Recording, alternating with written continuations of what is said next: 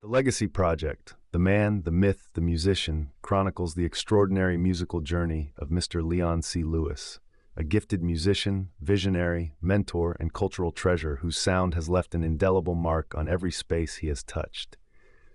This powerful documentary takes audiences beyond the music and into the heart of the man behind the melodies. From humble beginnings to becoming a respected and influential force in the music community, Mr. Lewis's story is one of passion, perseverance, faith, and purpose. Through personal reflections, rare footage, and heartfelt testimonials, the Legacy Project celebrates not only his artistry and musical excellence, but also his impact as a teacher, leader, and inspiration to generations of musicians. His journey embodies dedication to craft, commitment to community, and an unwavering love for music that transcends time. The man, the myth, the musician, a legacy not only heard, but felt.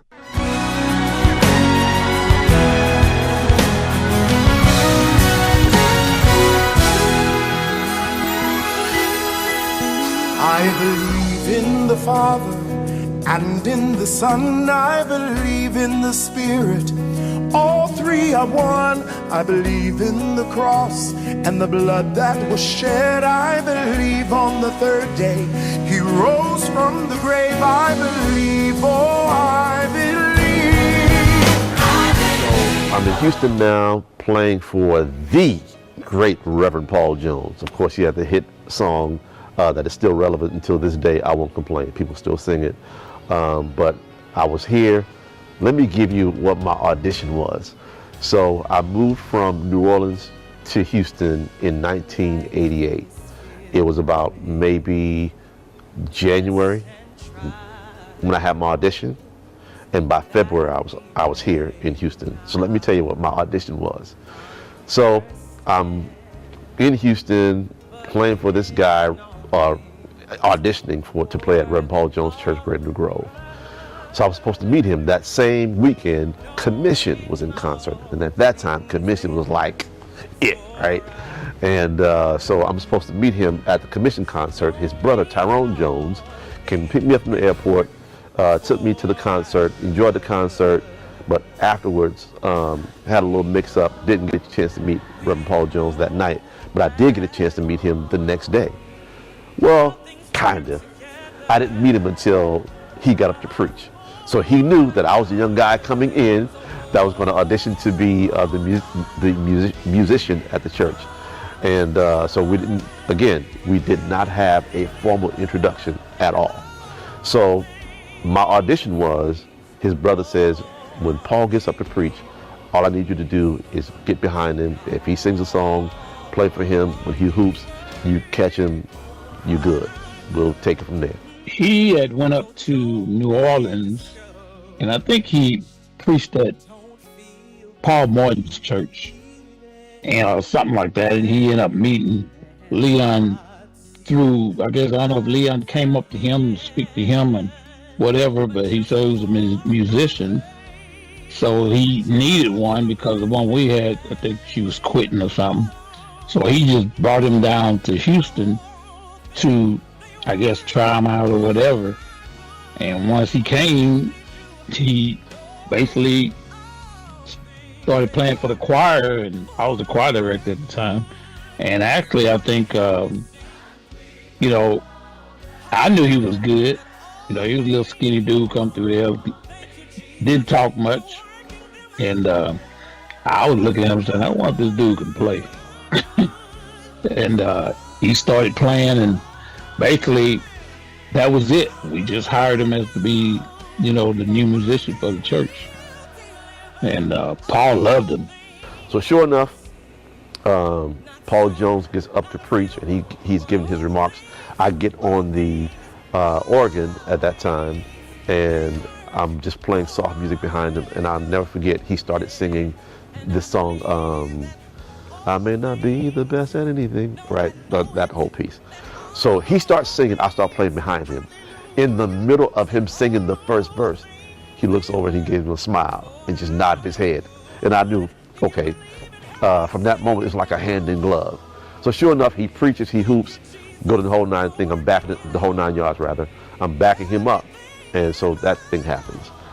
After he preaches, he sings what? I won't complain.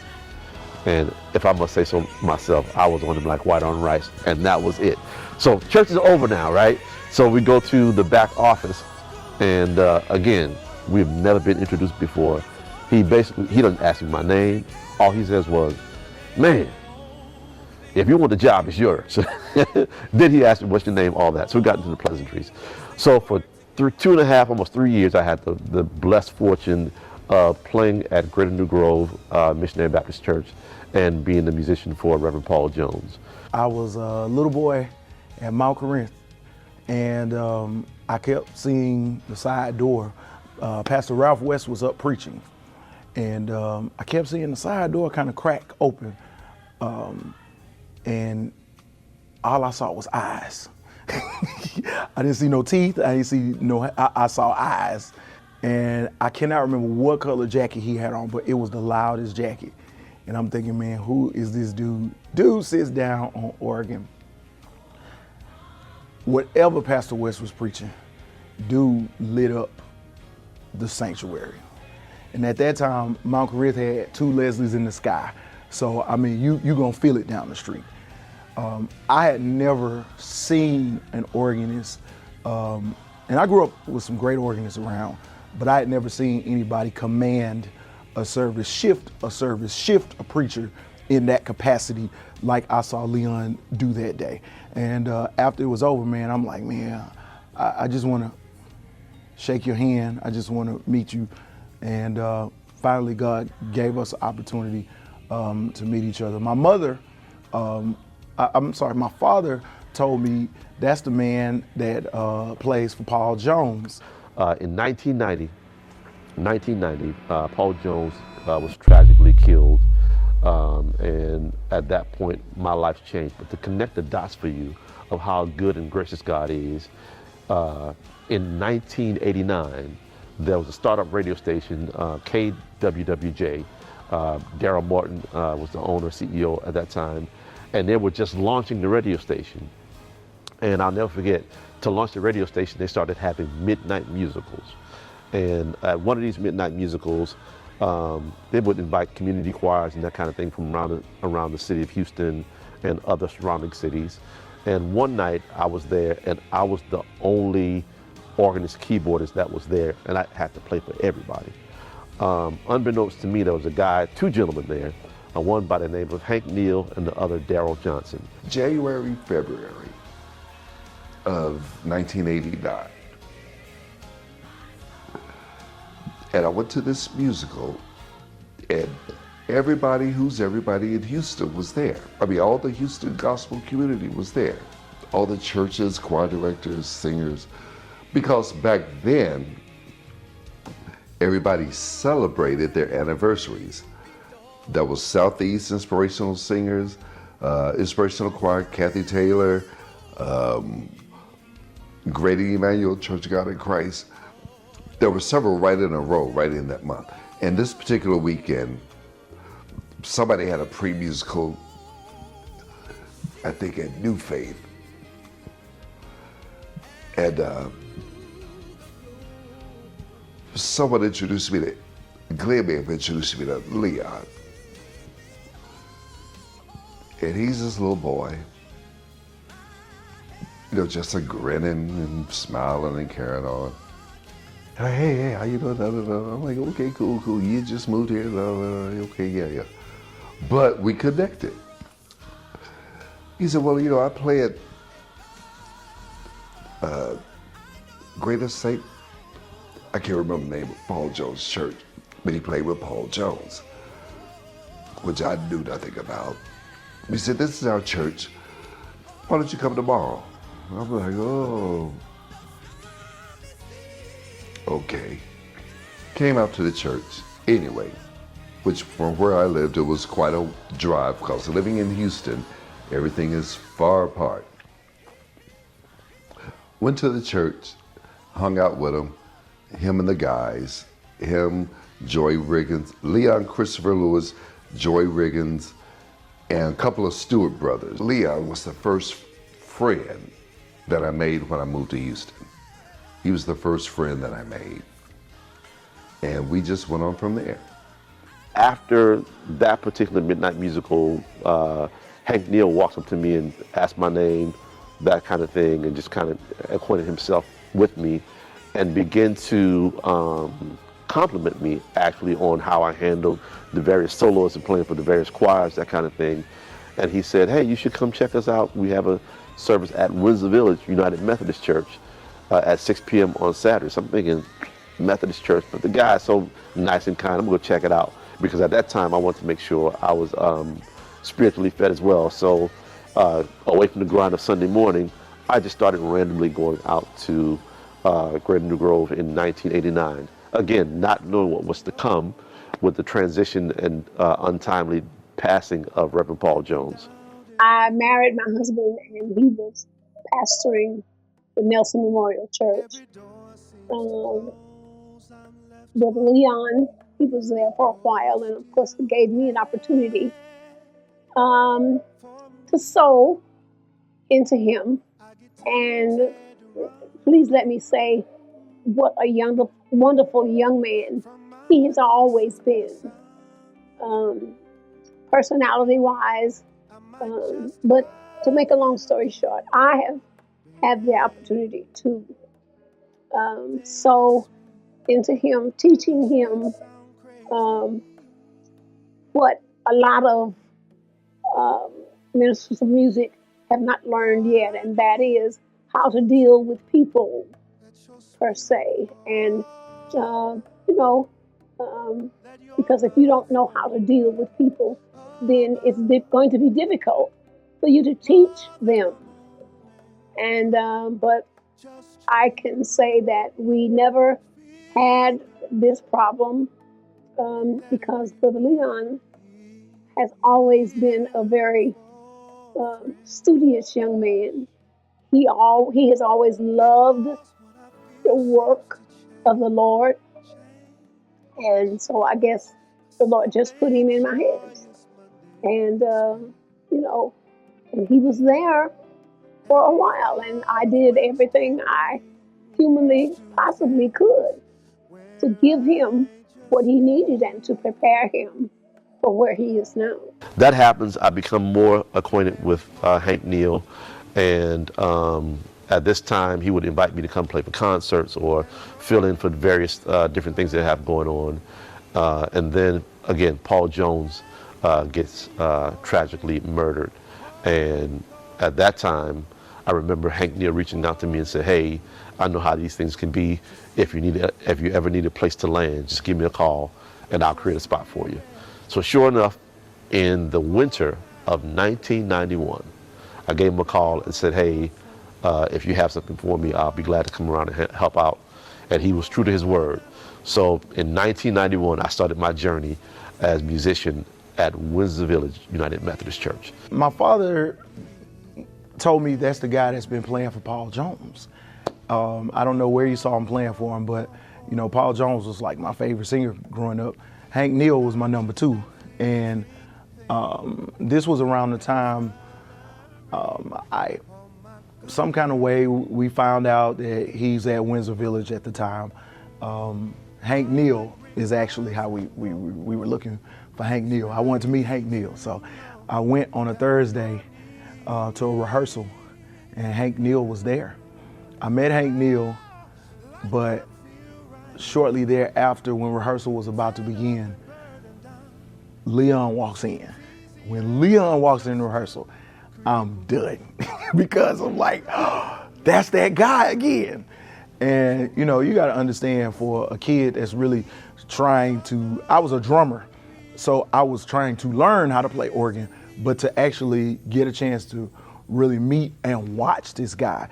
And the amazing thing about Leon, he was always an open book.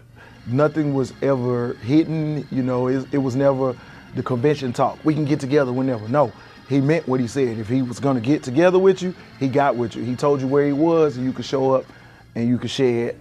Leon is the kind of guy who I knew him long before I knew him, because he has a kindred spirit. And if I had to put a year to it, it would probably be around 2004, 2005. And Leon came into my life actually when I was in this space of being a young attorney in Houston, and seeking to live according to my profession of faith, which I had way, way back when I was 7 years old. You know, sometimes we don't always live that thing out. Guilty as charged. So I knew the Lord and I knew God. I grew up in the church, but I was drifting. And Leon was leading the men's ministry, and I was praying for men to come into my life. And my assumption was, and this will be a lesson for all of us, God can bless us in ways that we don't always expect or intend. Because I was thinking, okay, whoever comes into my life will be my age, you know, be single, which I was at the time, young, 25-year-old. But here you had this man with a young family and was leading men. And Leon was a blessing for me in my life. And Leon's also the type of man who embodies, James Brown's got a song, talking loud and saying nothing. Because we got a lot of people that talk, but they don't live it. I would say Leon is someone who talks loud by saying nothing.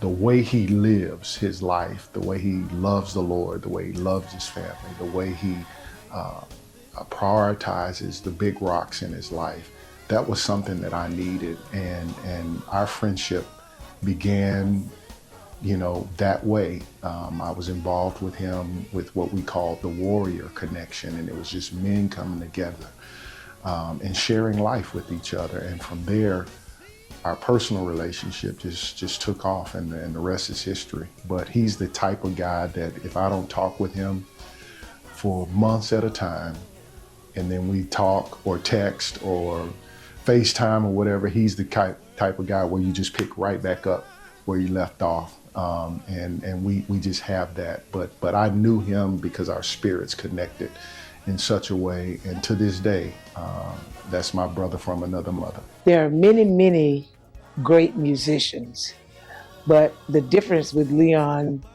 was he had the Holy Ghost.